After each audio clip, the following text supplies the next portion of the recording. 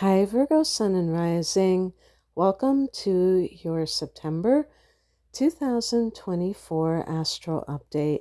It's Raina here. Happy birthday. I'm recording this in August in Leo season, so happy birthday to you early Virgos as well. I don't want to leave you out at all. This is a humdinger of a month, September 2024. I can't think of a month in this particular year that I can remember so many transits. And that typically will mean that there's a lot of change. But we already know that September brings change because this is the time of the equinox. And with this particular equinox, we're talking about in the Northern Hemisphere autumn. And what does autumn represent? The dying of the year, the last hurrah before winter. And in the Northern and the Southern Hemisphere, it's rejuvenation. So we have like these contrasts depending on where you live in the world. But both of them, you could say, I was going to say that they are extremes, but actually I believe that the summer and the winter are more of the extreme weather, the hottest and the coldest. So I would say that these are themes of endings and beginnings. And certainly for Virgos, this is a beginning because your solar return starts a whole new cycle. And if you're listening for Virgo rising, then you're going to have the sun cross over into your first house, and that's a whole new cycle as well.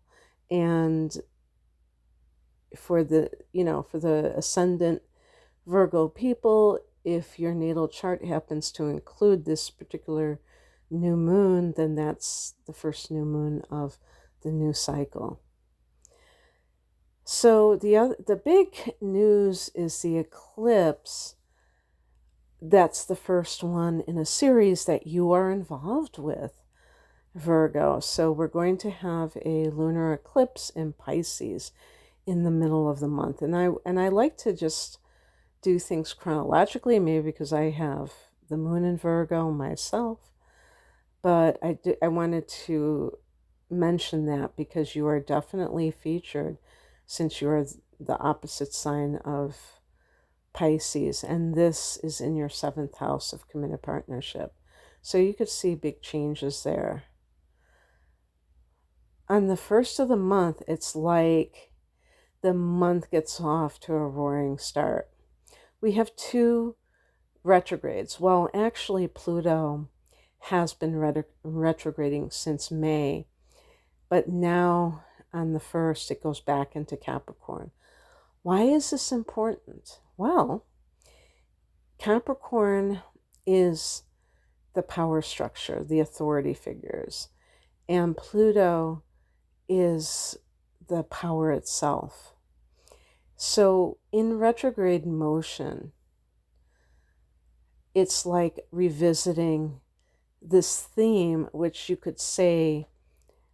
I would say has been the theme of the Piscean age as a whole. So now, with Pluto in Aquarius, well, it's going to go back there in November, but now that it has reached Aquarius, to me, that is truly the Aquarian age. And or the age of Aquarius, I guess you'd say. And that's like power to the people, a populist movement. And this is not just where I live in the United States, all over the world. This is going to be the theme for the next 20 years. But it's a process, right? When any transit is that long, it's going to be a series of, you know, dribs and drabs to get to that final destination. And a lot of energy healers and channelers say that we chose to be here to watch the most important transition in the history of humanity. And something aligns with me when I hear that. I believe it's true. And it's a very exciting time, but it's also very unsettled and unsettling time. And so, you know, this is watching the news to see what kind of outer, you know, restrictions are placed. But remember that this is going to be very, very temporary because it's the last gasp. And in November, which just happens to coincide with the US elections, Pluto goes back into Aquarius, like on the 19th of November. So something definitely happens where the people, you know, are the ones who take the wheel at some point, I guess you would say. But anyway, what's that going to be for Virgo's chart? What that's going to be is going to be in your 5th house. Oh my goodness gracious. And remember, this is a general reading of, you know, whether or not it falls in any of these transits, could be in different areas for you, but it still is worth your while to listen because, you know, maybe it'll happen to you next month or whatever. And it can be still valid, albeit not on the same date. But yeah, Pluto going back into that 5th house can feel like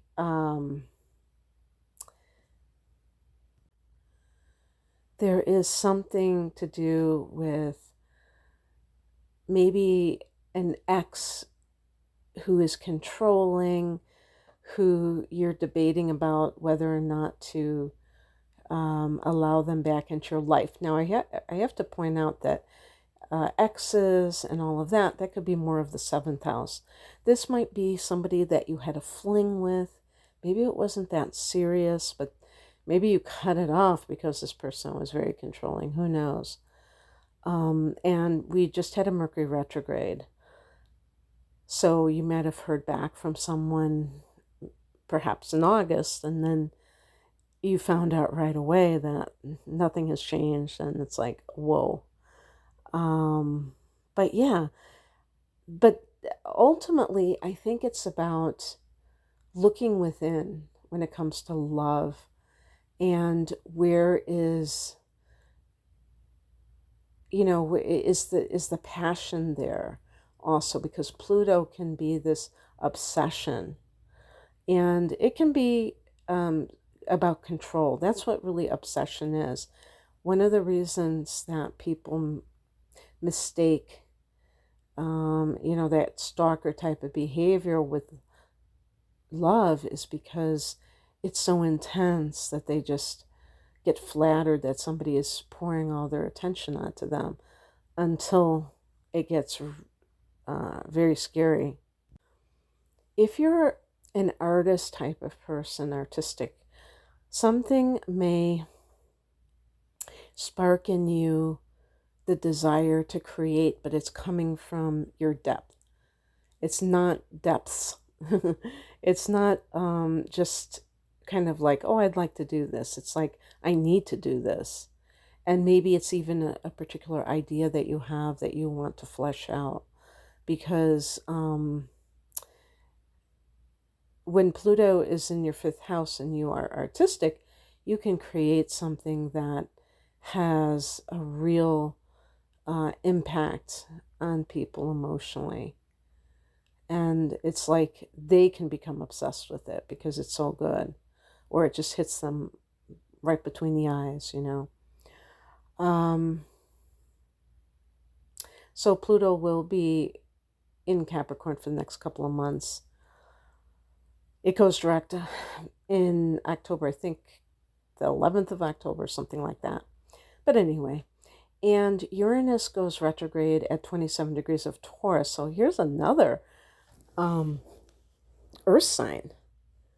These are both earth signs that are not typically, you know, in the same space as you, whereas all of us in the month of September, you know, these signs, because they represent other times of the year, but because they're in these outer planets, and they happen to be in Earth, that is what's going on here. So this is your ninth house.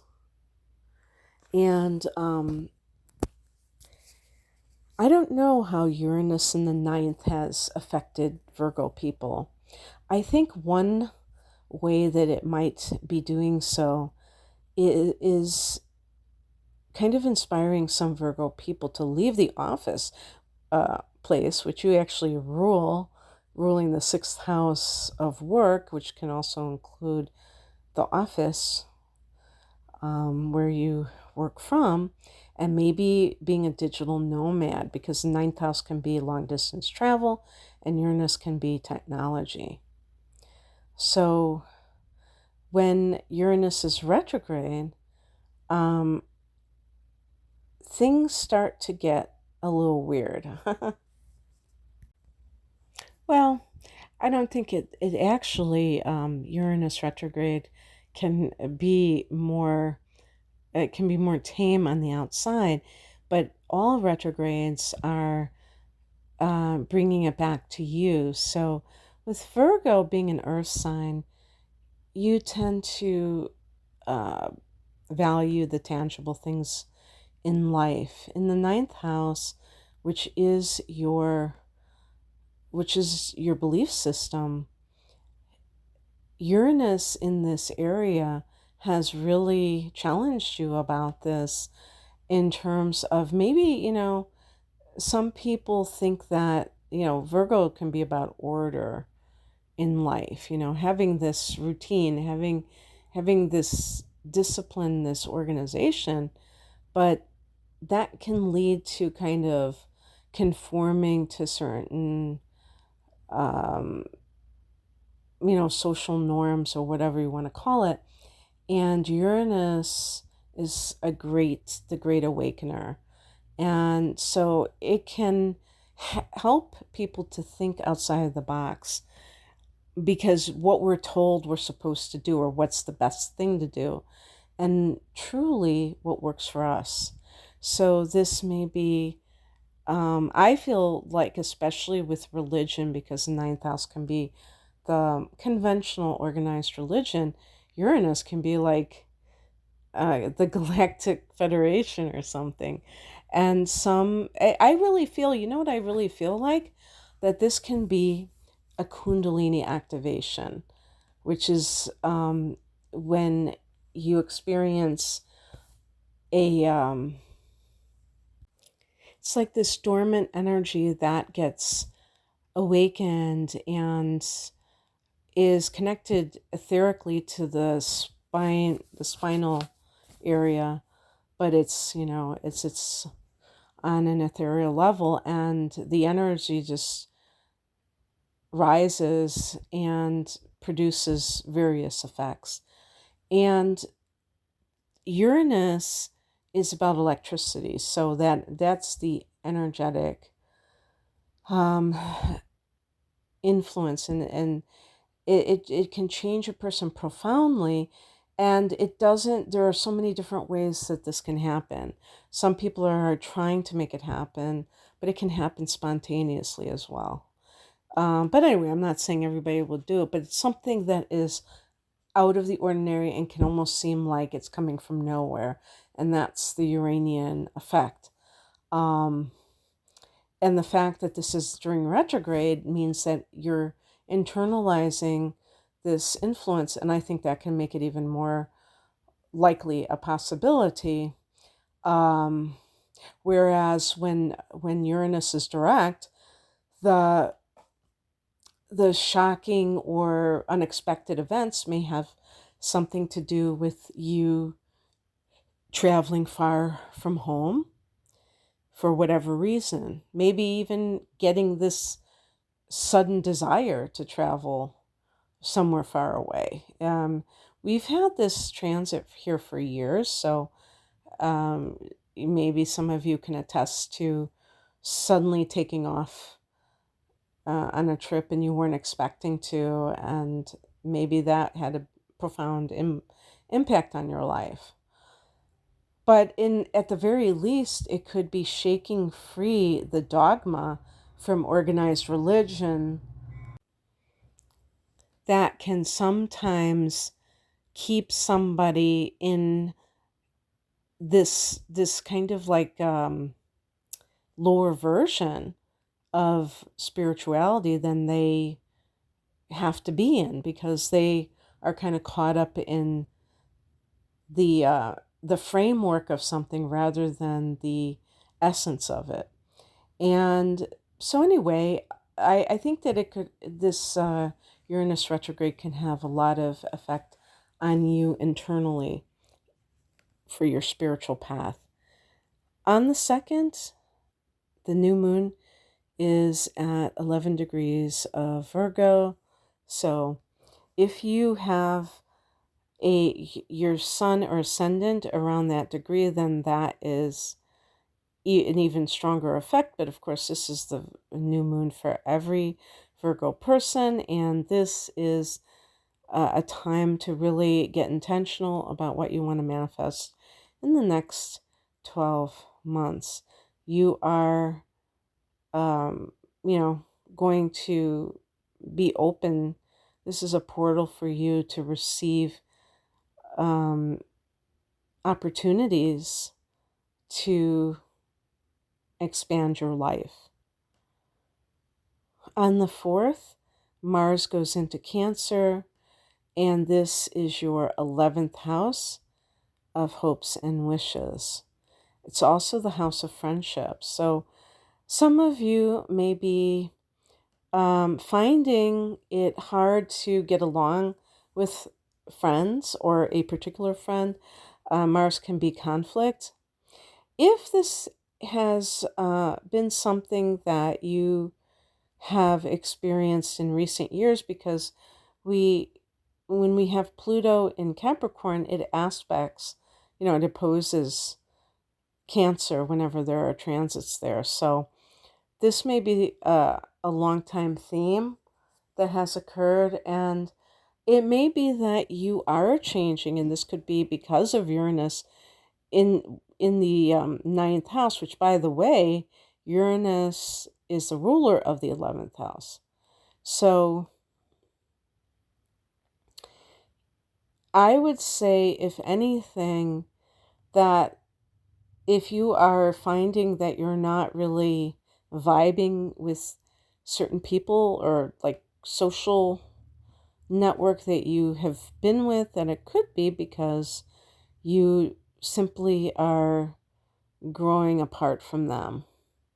And this can be in many different ways, but like your belief system may be totally changing and they don't even know where you where you stand. They're like, it's like becoming a hippie or something, because Uranus is connected to bohemian lifestyles, and that might be something that you feel this is the way to live, and you were buttoned down before and everything. And if you're still associating with people who are very conventional, then you may find that you're butting heads with them more often.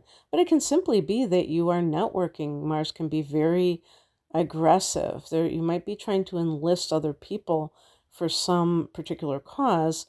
I would say, too, that this might even be activist energy. I call the Mars in the 11th the social justice warrior type of a vibe. On the 9th, Mercury goes into your sign. Now, you were ruled by Mercury, so this is significant. Also, on the 12th, 3 days later, Mercury comes out of its shadow. So I don't know how Virgo and Gemini people fare under Mercury retrogrades. If you feel strongly one way or the other, let me know, because I've I've kind of like heard different things, or I don't know if I've heard any Virgo person say that their life is a living hell when Mercury goes retrograde. But this was in your sign, or it originated in your sign. So on the 12th, it's back to the degree it was before the retrograde. So maybe after the 12th, you'll start to feel more like yourself, since you're ruled by Mercury. Mercury in the first can be great for promoting yourself, for really being able to articulate who you are and what you stand for. On the 17th, we have that lunar eclipse at 25 degrees of Pisces. This falls in your 7th house of committed partnership. If you're someone who has been struggling in a relationship, because we have to also mention that Neptune has been in this sector for years. Probably, I think they said since 2011. So if that's true, it's like 13 years. Now, I want you to think back 13 years ago and in the interim, and if you have gotten into a serious relationship in that period of time, you may have gotten involved with somebody who isn't who you thought they were. And this will form a conjunction with Neptune, actually, which will be at 28 degrees of Pisces. So definitely this can be a wake-up call. Like you're in a stupor and somebody flashes a flashlight into your eyes, and you just like suddenly, it's like you come to your senses. So if you're involved in a relationship with somebody who's been deceptive, Neptune in the 7th as a transit can be that you have met someone who, or you've committed yourself to someone who is, maybe they are already maybe they're leading a double life. Maybe there's so many possibilities, but the thing is, you may have already had some inkling or other things reveal themselves, but this could be the coup de grace. This could be the final straw. And I know that I'll probably, get some people who don't like to hear that, but you should be grateful, because with a lunar eclipse, it kind of takes care of itself, where you don't have to do the dirty work. So you will have some, and I'm not, encouraging people to refrain from taking control of their lives, though. I think that it's always less messy when you direct what you want to happen, instead of, just waiting for something to happen outside of yourself. This can be a time, though, for people who, let's say, are in love but are afraid to commit, to finally go for it. You could be dating someone for 10 years and then you say, okay, I'll marry you, because they've been asking and asking and you've been, putting them off. And this could be the time when maybe you have some revelation about, oh my gosh, what if something happened to one of us and he or she really wants this, wants us to get married. Why don't I do this? I know I've been a little bit leery of it, but it would make this other person so happy, and I love them dearly, so why not? And you take the plunge. So it can work either way. And so chances are you may see like some kind of change to your relationship. Now, if you have a great relationship, this could actually be, because with Mars in the 11th house, if you've been kind of putting yourself out there and networking, the 7th house can be your public and public relations. And the lunar eclipse can be a time when you become seen by others. So that might be something that just like skyrockets. So that would be pretty awesome. Okay.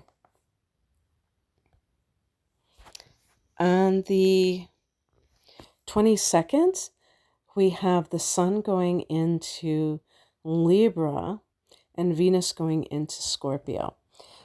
So whenever there are planets in Leo, and we're actually going to have a solar eclipse in Leo next month in October. So this is your money house, second house of earned income. And Venus going into Scorpio is the third house that is Mercury ruled in astrology through the sign of Gemini, which is the house of the mind, the communication, including social media. This is teaching and learning. Venus here could bring money. Maybe with that lunar eclipse, it puts you have a video that goes viral. And now, you have this channel and you're able to monetize or whatever, something along those lines. The sun going into your second house simply means that your focus becomes about finances. Because on the 26th, Mercury leaves your sign and goes into Libra in that second house. So you could be thinking about money matters, coming up with income streams, ideas for income streams, and all that good stuff. And this is right up your alley because this is an earth house and you're an earth sign and you are great with anything that has to do with material resources, Virgo. So this is your kind of transit for sure. And that's your ruler, so that even increases the great quality of this transit. So yeah, that's what I have for you, Virgo. As you can see, it's a jam-packed month. I hope that this is exciting you and what it's going to do being your birthday month. And if you would like a private reading, I'm promoting my double astrological readings called my deep dive readings, which are great for the time around your solar return because it's a time when you think about a new cycle. And my deep dive readings are a package deal. So it's an hour of natal chart analysis and an hour of transits for the upcoming 12 months. And that latter reading is especially connected to your solar return and what could be the themes that are arising for the next 12 months in your journey, your life's journey. And I have, career readings, love readings. You can find out more information at the link below. Thanks for listening. Bye.